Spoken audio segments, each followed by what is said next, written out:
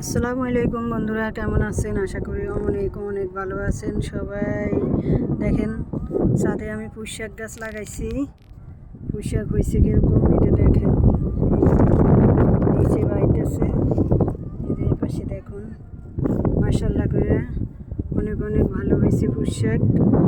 দেখুন, যাদের ছাদ আছে, ছাদের ব্যবস্থা আছে, তারা এটা হলো কুমড়ামরিচ গাছ, তারা এভাবে শাক সবজি চাষ করে খেতে পারেন।